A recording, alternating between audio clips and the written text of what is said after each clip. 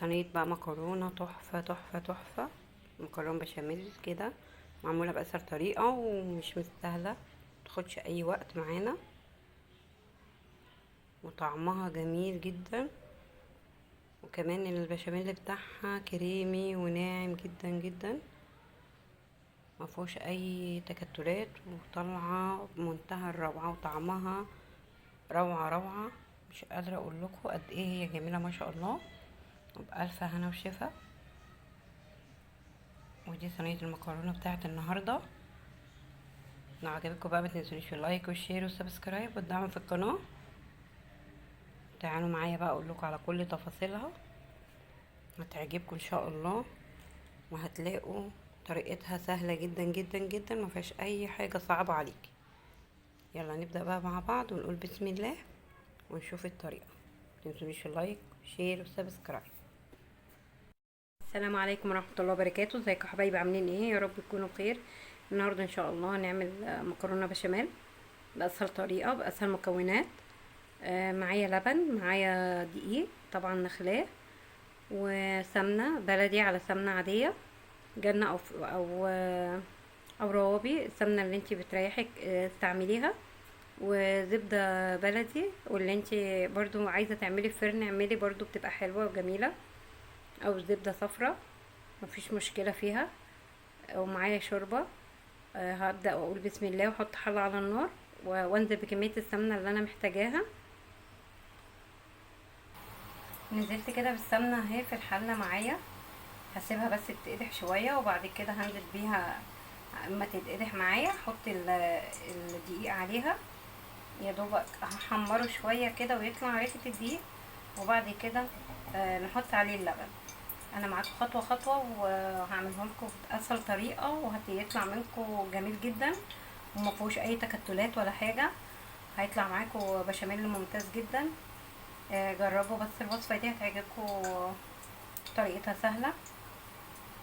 طبعا هسيب السمنة شوية، واول ما تتقدح معايا او تسخن جامد هروح هحط عليها الدقيق على طول.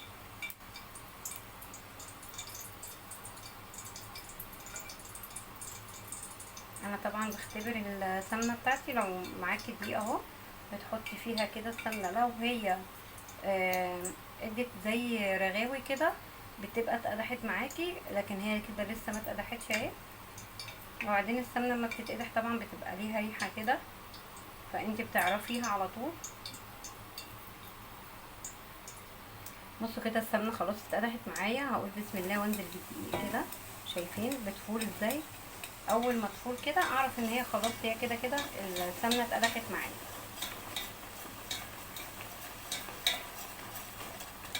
هقلب بقى حبه حلوين كده فيها. انا هشوح بقى الدقيق دوت كويس جدا لغايه اما يتحمر معايا شويه كده، او يطلع الريحه بتاعه الدقيق معايا. ما هتبقى مطلع ريحه كده من السمنه، وطبعا السمنه اللي كنت حطاها مش كتير. شايفين الدقيق طبعا اهو اتشربها، وما بقاش فيه اي معالم من الدقيق كده، بقت معايا زي العجينه بالظبط. بص ان هما اختلطوا كويس جدا مع بعض بالطريقه دي.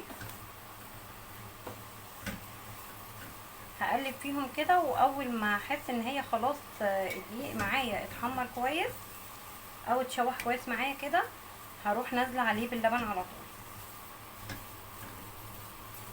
بس في المرحله الجايه انا مش هستعمل المعلقه، انا هستعمل معاكم المضرب اليدوي، عشان خاطر البشاميل ما يبقاش فيه تكتلات او اي دقيق كده متكتل معايا. هوريكم انا برضو معايا واحده واحده كده، انا بس مش بحب اطول عليكم الفيديو بس، وبعدين هرجع تاني وانا بحط اللبن لغايه ما يتحمر الدقيق معايا شويه. دلوقتي بقى الدقيق معايا خلاص ما شاء الله ريحته طلعت التشويحه بتاعته كده، بقى ليه ريحه مع السمنه. هنزل عليه باللبن واقول بسم الله. ايدي بقى ما تقفش على طول كده، هقلب على طول على طول علشان ما يكلكعش معايا ويفك اي تكتلات فيه. هفضل كده معاه واحده واحده عشان يبقى كريمي معايا وما ياخدش اي وقت وما يبقاش متكتل معايا.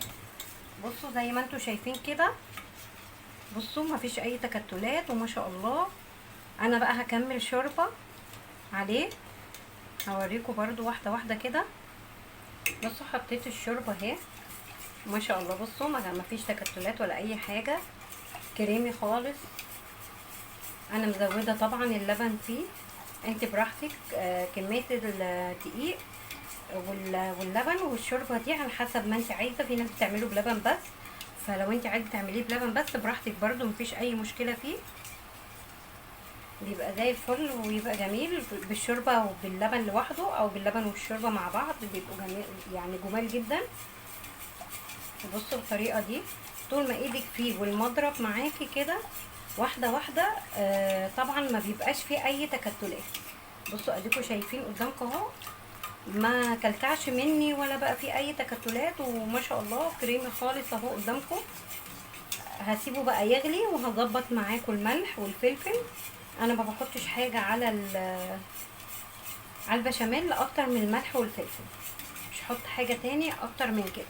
انا هفضل معاه بقى لغايه ما يتقل بالسمك اللي انا عايزاه، وبعد كده خلاص هسيبه يبرد شويه وبعدين اوريكم بقى ايه انا هعمل ايه. انا طبعا سلقه مكرونه قلم وبعصج اللحمه برضو معايا كده على النار.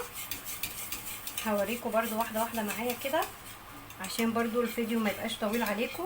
انا كده يعتبر خلصت البشاميل، هسيبه بس ياخد غلوه وهقول بسم الله، احط له حبه فلفل وحبه ملح. ظبطي بقى الملح والفلفل اللي انت محتاجاه او زي ما انت بتحبيه، يعني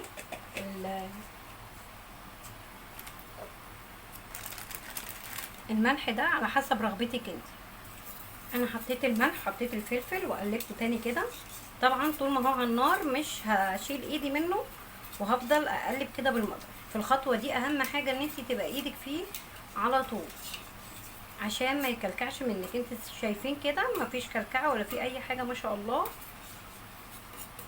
هيطلع كريمي وهيطلع طعمه تحفه وبألف هنا وشفا. والله طعمه جميل جدا. طبعا انا ظبطت الملح ودقته بتاعي، يعني شفت الملح بتاعي المظبوط.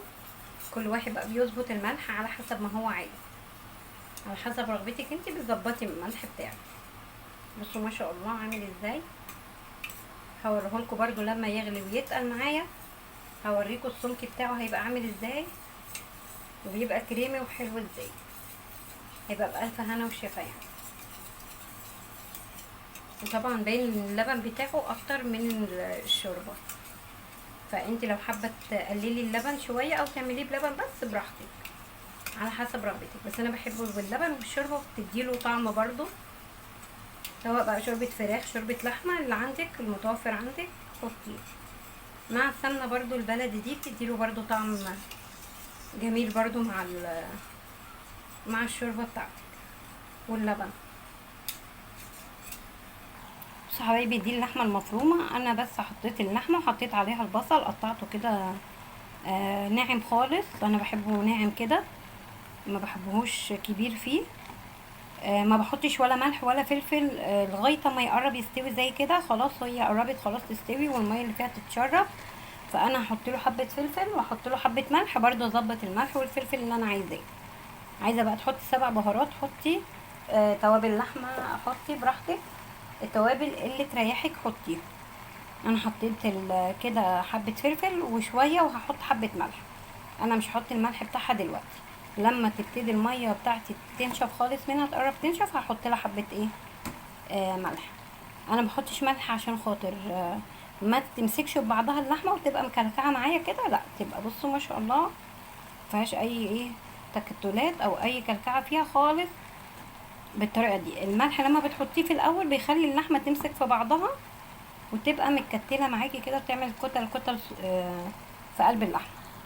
هسيب بقى اللحمه بتاعتي تستوي زي ما هي كده على النار، ومعاكم برضو البشاميل اللي برضو معايا على النار بقلب فيه ومش سايباه. بصوا ما شاء الله اهو كريمي خالص وتقل معايا اهو، شايفين ما شاء الله ما فيهوش اي تكتلات ولا اي كلكعه ولا اي حاجه، عشان انا كانت ايدي فيه على طول وساعة ما حطيت اللبن انا وطيت. طبعا اللبن كان معايا سخن والشوربة برضو كانت بتغلي سخنة، فكل حاجة كانت سخنة معايا. بصوا ما شاء الله، بصوا كريم ازاي، يعني مش قادرة اقول لكم، يعني مفيش اجمل من كده ولا اروع يعني. بصوا عامل ازاي، مفيهوش اي حاجة ولا اي تكتلات ولا اي حاجة. اديكوا شايفين اهو كريمي ما شاء الله بألف هنا يعني. وكده خلاص البشاميل خلص، وهنبدأ نعمل مع بعض الصينية. نرصها بقى مع بعض كده ونسويها، ندخلها الفرن. طبعا انا قبل بقى ما هبدأ ارص الصينية، هشغل الفرن بتاعي على درجة حرارة 180، هسيبه بقى يسخن شوية على ما ارص الصواني بتاعتي.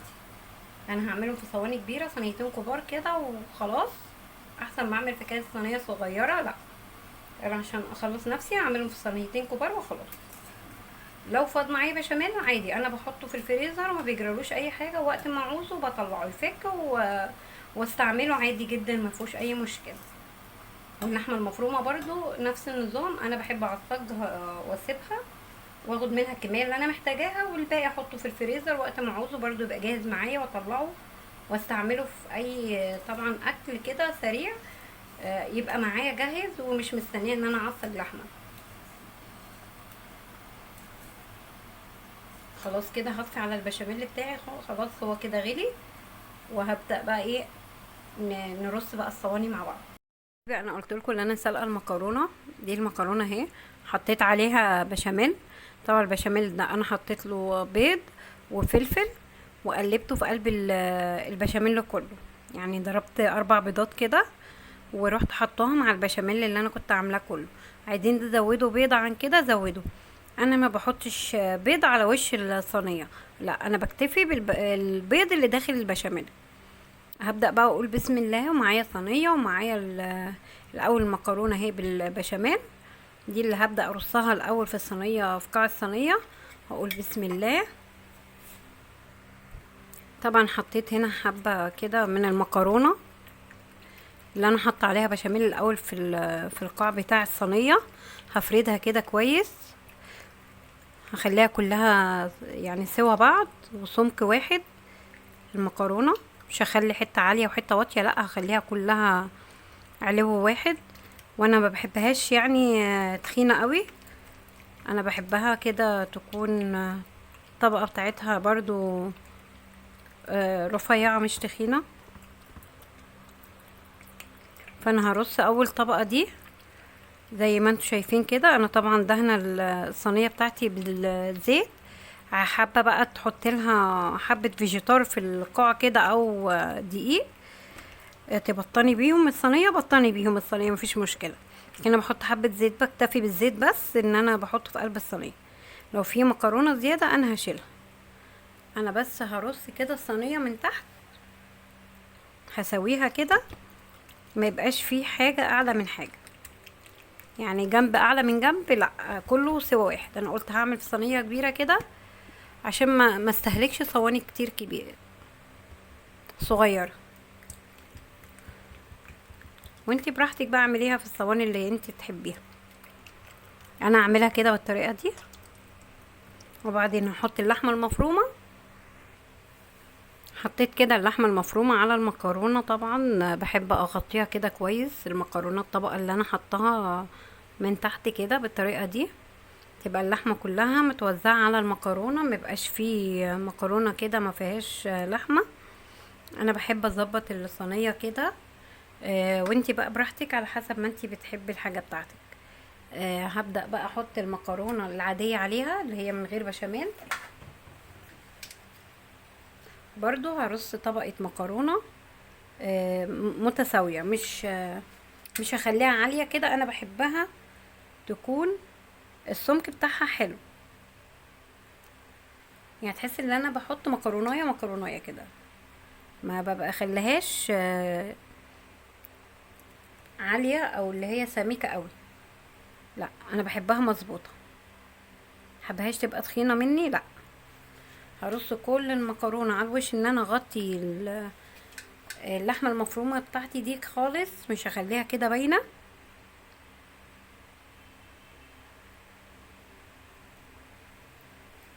وبعدين هرجع اوريكم بعد ما ارصها كده قبل ما احط البشاميل عليها انا رصيتها ازاي، وغطيت كل اللحمه المفرومه اللي معايا دي، غطيت الوش بتاع اللحمه المفرومه.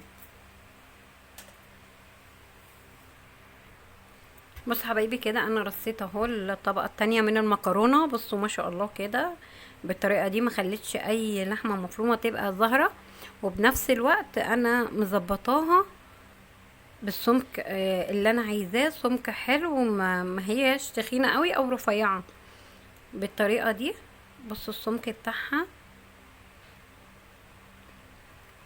ظبطتها انا كده. الطبقه التانية هنزل بقى بالبشاميل كده، هحط البشاميل ده عليه البيض طبعا اللي انا ايه حطاه عليه، لان انا حاطه على البشاميل كله والبيض. هفرد بقى البشاميل كله كده على الوش كويس، مش هخلي مكرونه باينه خالص، لو احتجت بشاميل تاني هحط. انا هظبط بس البشاميل الاول كده بالطريقه دي.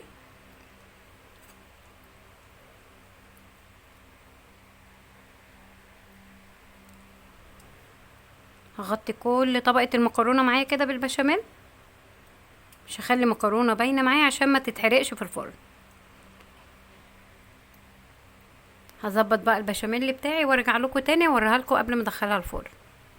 بصوا حبايبي كده انا حطيت خلاص البشاميل ما شاء الله كده ظبطتها، وغطيت كل المكرونه اللي معايا عشان ما فيش حاجه تتحرق مني في الفرن. هحطها بقى في الفرن واما تتحمر ان شاء الله وتستوي هخرجها لكم. طبعا كل حاجه فيها مستويه، فهي مش محتاجه غير ان هي بس تتحمر الوش بتاعها وطبعا والقاع وخلاص على كده وتبقى خلصت، مش هتاخد معاكم اي وقت. فدخلها الفرن بقى وارجع لكم تاني ان شاء الله بعد ما تتحمر. ادي حبايبي خلاص بعد المكرونه معايا مستوي كده ما شاء الله. اتحمرت وطعمها وريحتها مش قادره اقول لكم جميله جدا، بألف هنا وشفا. وما شاء الله تحميرتها جميله جدا وطعمها تحفه تحفه تحفه، وصينيه كده سهله وخفيفه تقدري تعمليها على طول، تخش معاكي اي وقت، والبشاميل بتاعها بيبقى ممتاز جدا. وبألف هنا وشفا بقى. لو عجبتكم ما تنسونيش في اللايك والشير والسبسكرايب والدعم في القناه. والسلام عليكم ورحمه الله وبركاته.